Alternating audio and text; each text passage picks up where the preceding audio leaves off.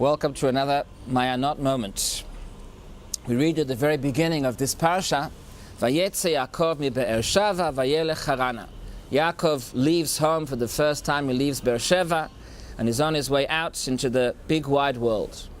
Vayifga b'makom, he came across a certain place. Vayalen sham, and he stayed the night.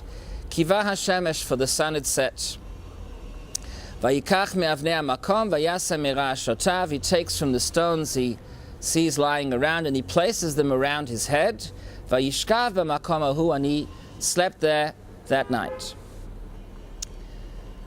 Why does Yaakov take stones and place them around his head?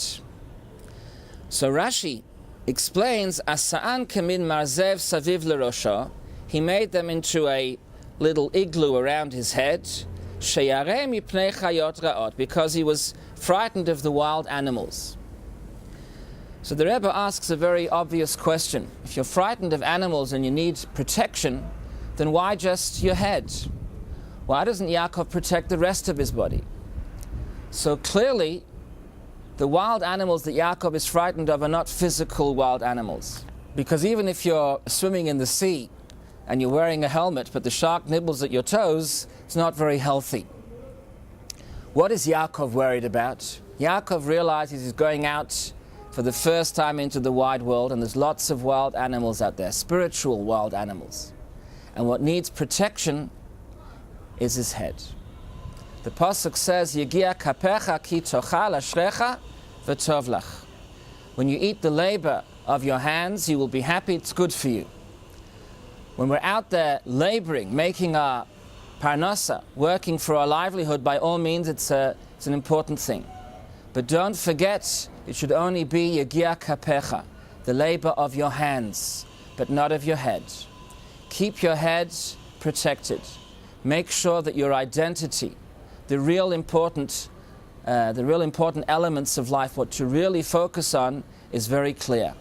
It's very easy to get lost out there, to get sucked in to that rat race.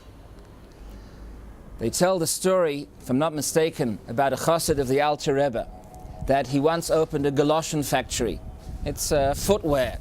And when he came in to visit the Rebbe was aware that his thoughts all the time were about his business. And the Rebbe commented that many times he has seen people with feet in their galoshin, but this is the first time he's met somebody whose head is in galoshin. So when Yaakov goes out for the first time, he leaves home and he's going out into the wide world to make his livelihood. By all means, embrace life, by all means, be involved.